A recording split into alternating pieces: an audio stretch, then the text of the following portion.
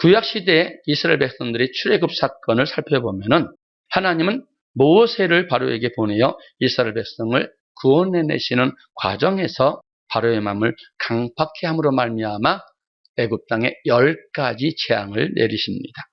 그로 인해서 애굽의 바로는 4가지의 재앙을 내어놓습니다. 우리는 이를 통해서 마귀가 미혹하는 단계를 확실하게 알 수 있지요. 첫 번째, 마귀의 괴계입니다.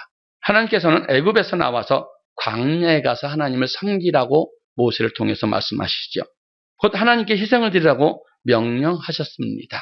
그러나 바로는 광야에 나가지 말고 애굽에서 이 땅에서 희생을 드리라고 말을 합니다.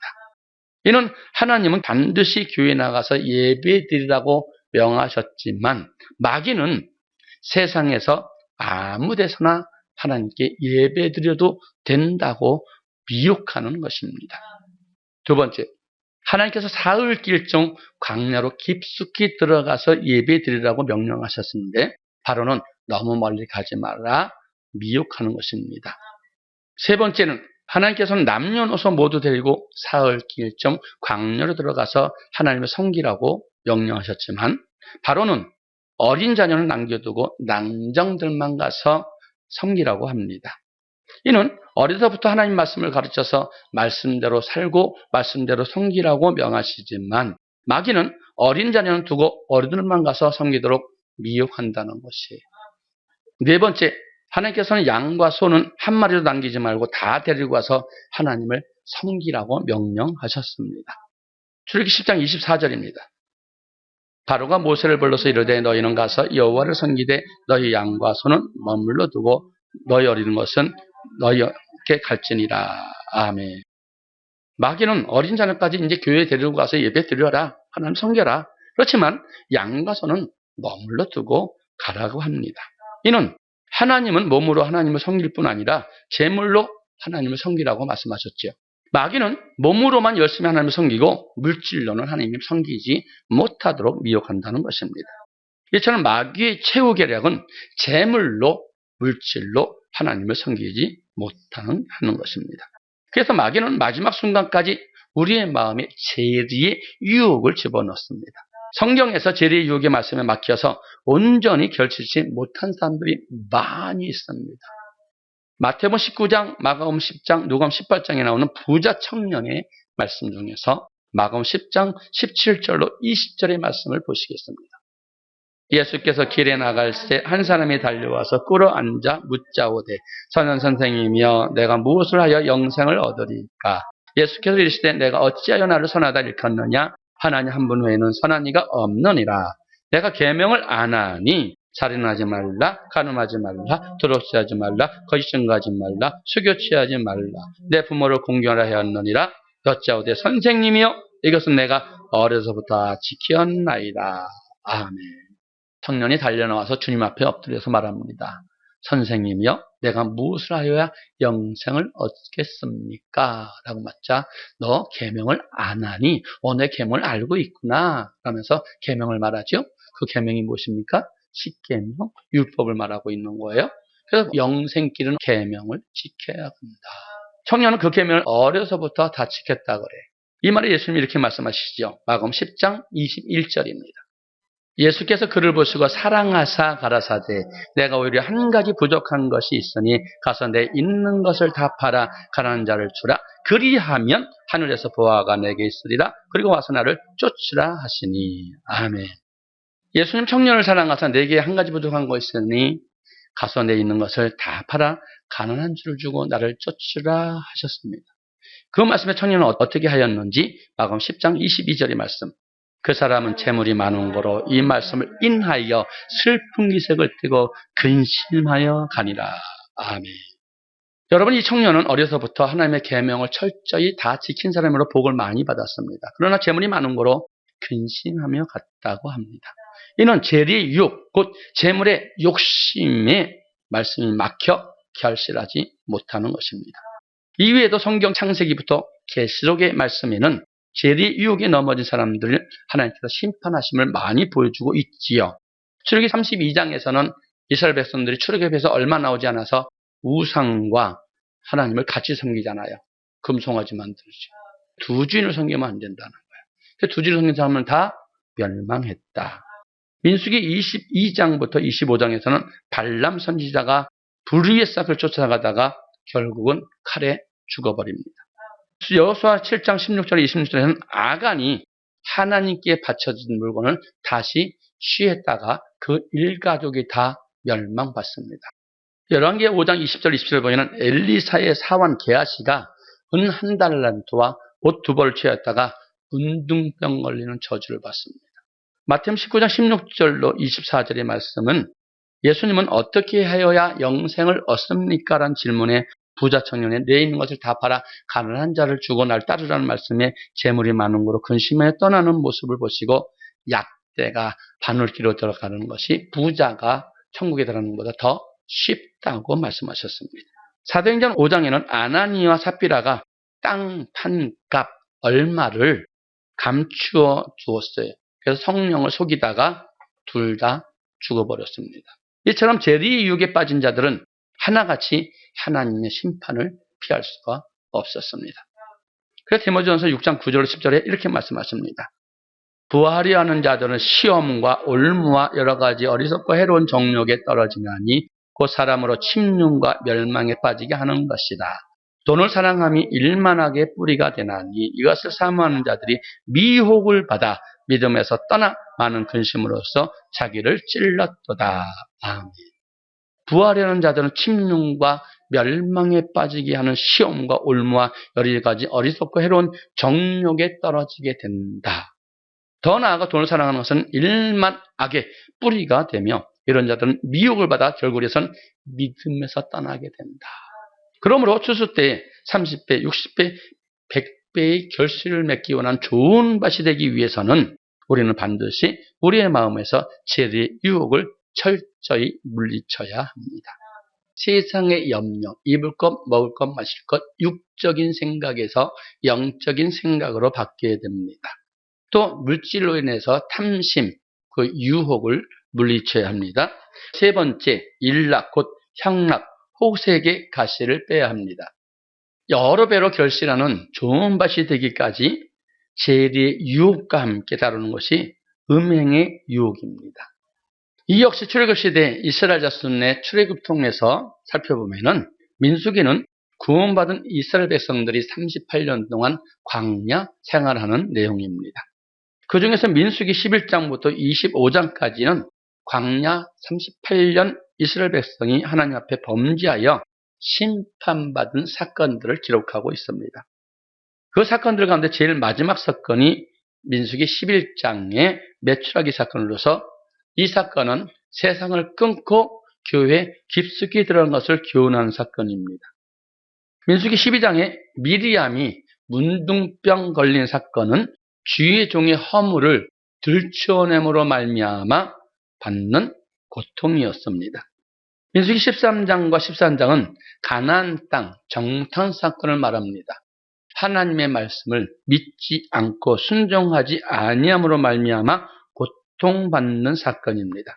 민수기 16장 17장에서는 고라의 반역의 사건으로 목회자의 권위에 도전함으로 말미암아 하나님 앞에 멸망당하는 행위인 것을 알려주는 교훈입니다.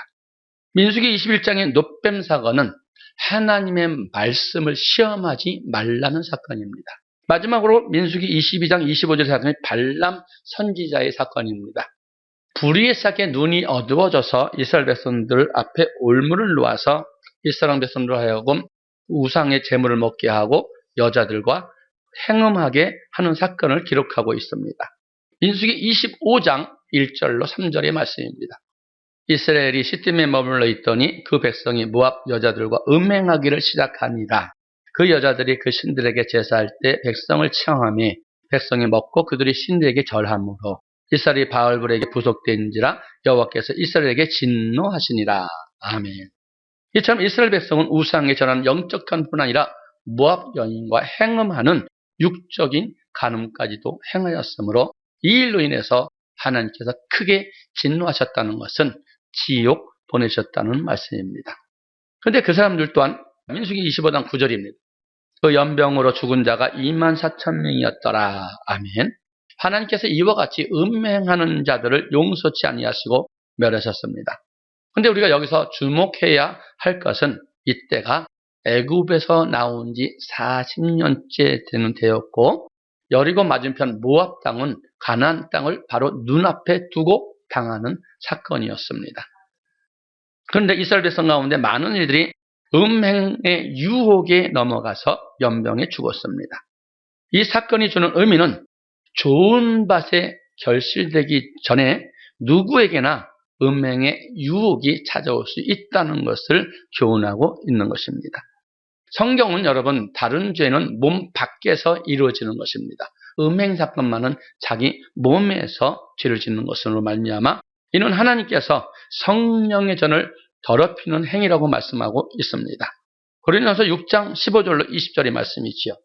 너희 몸이 그리스도의 지체인 줄을 알지 못하느냐? 내가 그리스도의 지체를 가지고 창기의 지체를 만들겠느냐? 결코 그럴 수 없느니라. 창기와 합하는 자는 저와 한 몸인 줄을 알지 못하느냐? 일러스되 둘이 한 육체가 된다 하셨나니 주와 합하는 자는 한 영이니라. 음행을 피하라. 사람이 범하는 죄마다 몸 밖에 있거니와 음행하는 자는 자기 몸에서 죄를 범하느니라. 너희 몸은 너희가 하나님께로부터 받은 바 너희 가운데 계신 성령의 전인 줄 알지 못하느냐? 너희는 너희의 것이 아니라 값으로 산 것이 되었으니 그런즉 너희 몸으로 하나님께 영광을 돌리라. 아멘. 우리 몸은 우리의 것이 아니라 그리스도의 핏값으로 산 것으로 하나님께 우리 가운데 계신 성령의 전입니다. 그러므로 음행하는 것, 우리 몸으로 더럽히는 것은 성령의 전을 더럽히는 것이며 이런 자들을 하나님께서 멸하신다고 말씀하고 있습니다. 고린도서 3장 16절로 17절입니다. 너희가 하나님의 성전인 것과 하나님의 성령이 너희 안에 거하시는 것을 알지 못하느냐. 누군지 하나님의 성전을 더럽히면 하나님이 그 사람을 멸하시리라. 하나님의 성전을 거룩하니 너희도 그러하니라. 아멘. 좋은 땅이 되어 결실하기 전에는 누구든지 음행의 유혹이 찾아올 수 있음을 깨달아서 반드시 승리하기를 주님의 이름으로 부탁드립니다. 자, 첫째, 세상의 염려, 가시를 빼야 됩니다. 재리의 유혹, 곧 탐심의 가시를 빼야 됩니다. 셋째, 일락, 곧 향락, 호색의 가시를 빼야 됩니다. 그리고 네 번째는 기타, 욕심, 자기 영광을 나타내지 말아야 합니다. 지금까지 살펴보았듯이 좋은 밭이 되기 전엔 이처럼 세상의 염려, 재리의 유혹, 음행의 유혹이 반드시 찾아오게 된다. 그리고 또 한 가지 기타 욕심의 말씀을 막아 우리로 결실치 못하게 하는데 이는 구체적으로 우리를 무엇을 의미하는가? 야고보서 1장 14절로 15절의 말씀입니다. 오직 각 사람이 시험을 받는 것은 자기 욕심에 끌려 미혹됨이니 욕심이 잉태한즉 죄를 낳고 죄가 장성한즉 사망을 낳느니라. 아멘. 여러분 사람이 시험을 받는 것은 자기 욕심에 이끌려는 거예요. 그래서 욕심이 잉태하면 죄를 낳고요. 그 죄가 장성하면 사망에 이르게 된다고 지금 말씀하시는 것입니다. 한마디로 기타 욕심은 곧 자기 욕심을 뜻하며 자기 욕심은 자기 영광을 의미합니다. 이사야 43장 7절에서 하나님께서는 우리를 창조하신 목적이 하나님의 영광을 위하여 창조했다고 말하고 있습니다.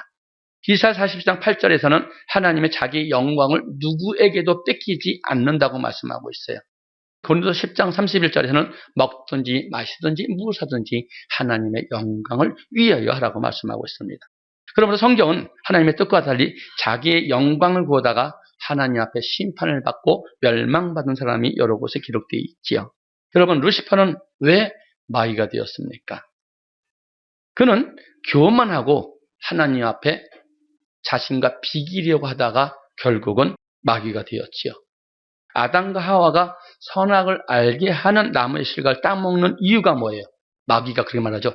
그걸 먹으면 네 눈이 하나님과 같이 밝아져 하나님과 같이 된다. 뱀의 말을 듣고 교만함으로 이 역시 하나님의 영광을 구하지 않고 자기 영광을 구했다. 창세기 11장의 사람들이 성과 대를 곧 바벨탑을 쌓는 이유가 무엇입니까? 성과 대를 쌓는 꼭대기 하늘 닿게 하여 우리 이름을 내고 흩어짐을 면하자. 우리 이름을 내자는 거예요. 여러분 우리는 이 십자가 뒤에 우리의 이름과 우리는 감춰져야 돼요. 오직 존귀 나타날 것은 예수 그리스도만이 존귀 나타나고 그분 함부로 만족할 수 있는 삶을 살아야 되는 것입니다. 하나님의 영광을 구하지 않고 자신들의 이름을 내고자 영광을 구하는 사람들은 했던 것입니다. 이 하나님 강림하셔 그들의 언어를 혼잡케 하심으로 말미암아 그 성쌓기를 그치고 다 흩어짐을 당하게 된 것이지요. 여러분, 세상 염려, 가시, 재리 염려, 탐심, 그 욕심, 자기의 영광 모든 것을 떼내야 됩니다. 이처럼 자기 영광을 구하는 마음은 결국 불순종으로 인한 것이고 이로 인해서 하나님의 심판이 임하게 됩니다.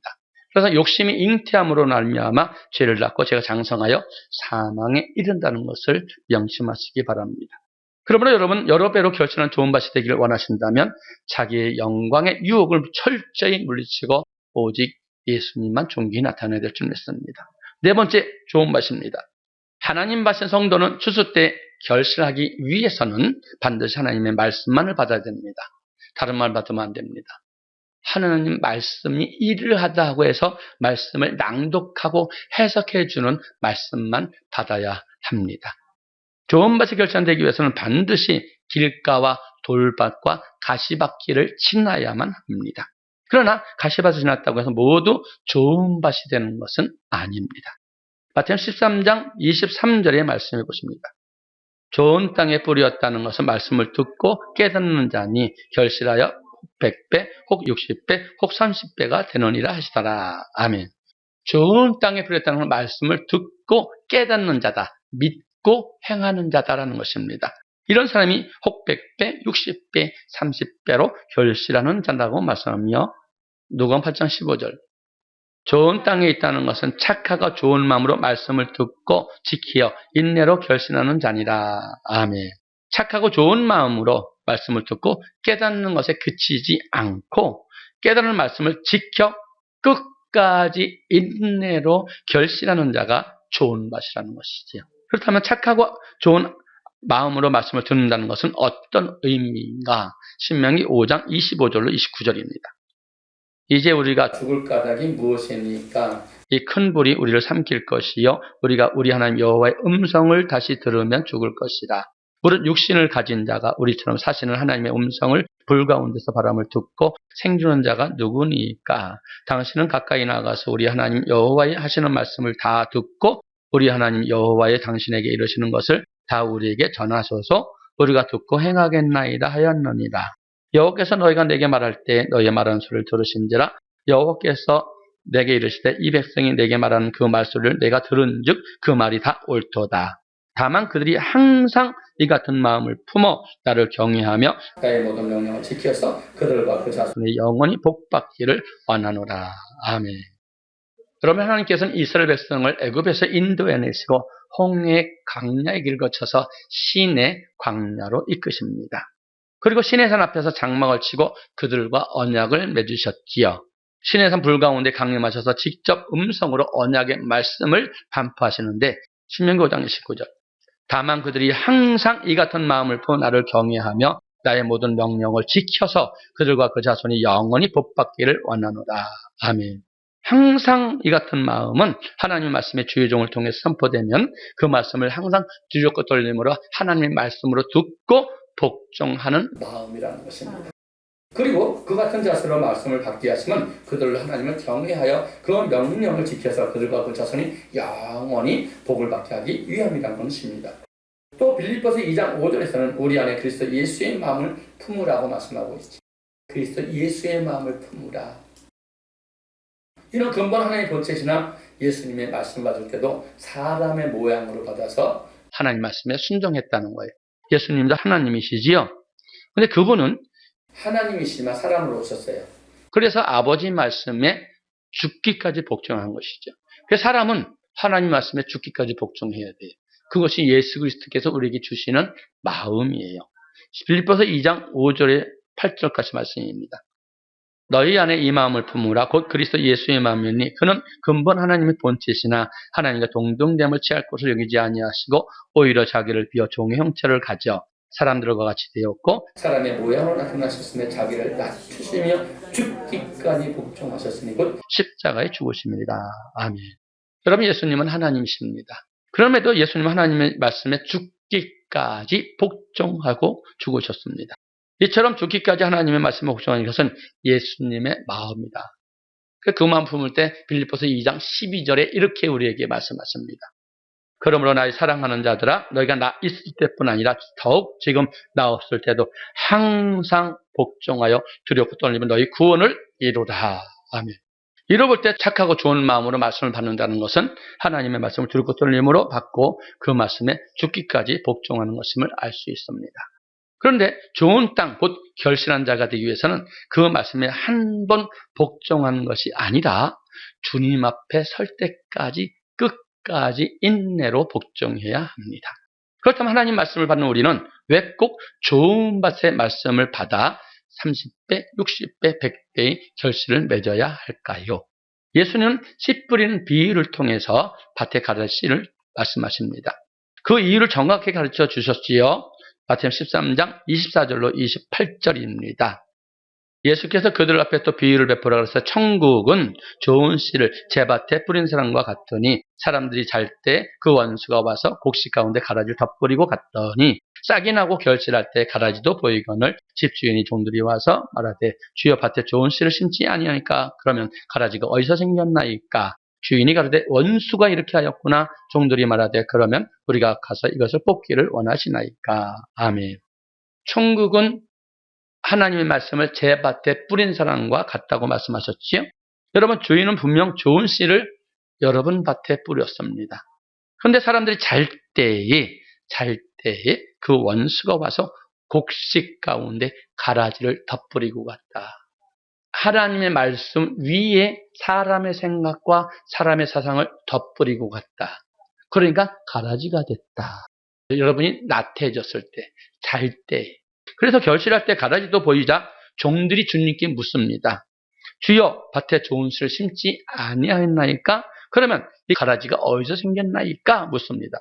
우리가 가서 뽑을까요? 하고 묻자 주인이 이렇게 대답합니다. 마태복음 13장 29절로 30절입니다.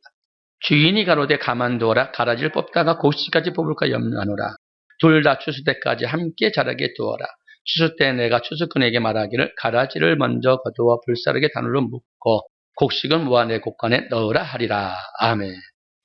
주인이 말합니다. 가라지 뽑다가 곡식까지 뽑을까 염려스러니 둘 다 추수 때까지 자라게 두라고 하지요.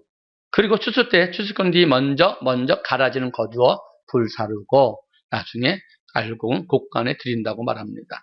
이 의미를 마태복음 13장 39절로 42절에서 이렇게 해석해 주고 있습니다.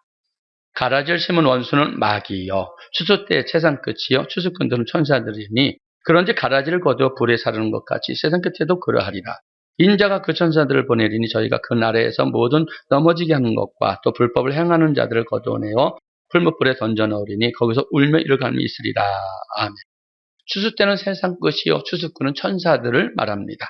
추수 때 추수꾼을 보내어 가라지를 불사르는 것처럼 세상 끝에서 인자 곧 예수께서 구름 타고 큰 능력과 영광으로 강림하실 때 그 천사를 보내서 말씀대로 결신하지 못하는 가라지는 곧 넘어지게 하는 것과 불법한 자를 거두어서 풀무불에 던져 넣는다는 것이요. 말씀대로 결신한 곡식은 곧 의인들은 아버지 나라에서 해같이 빛날 것이라고 말씀합니다. 그러므로 하나님의 바친 성도가 좋은 밭의 말씀을 받아 30배, 60배, 100배의 결실을 받아야 하는 이유가 어디에 있는가? 여러분 만일 복이 이 땅의 복으로 끝나는 거라면 이 땅의 복이 전무라면 우리 굳이 말씀에 순종할 필요가 좋은 밭이 될 필요가 없습니다.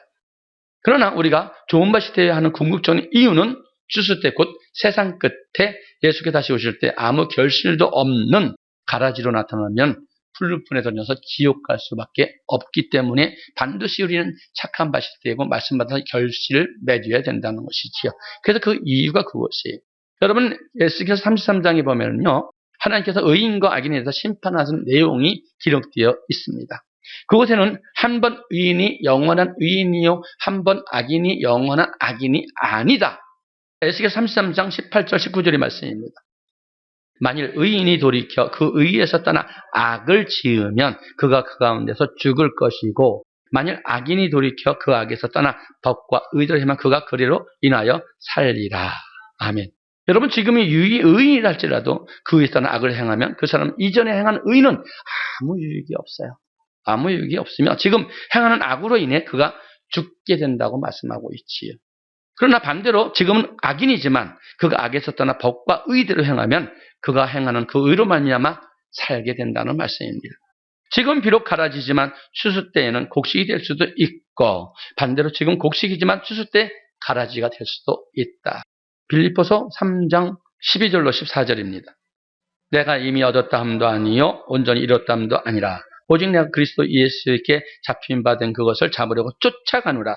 형제들아 나는 아직 내가 잡은 줄로 여기지 아니하고 오직 한 일 즉 뒤에 있는 것을 잊어버리고 앞에 있는 것을 잡으려고 푯대를 향하여 그리스도 예수 안에서 하나님이 위에서 부르신 부름의 상을 위하여 쫓아가노라.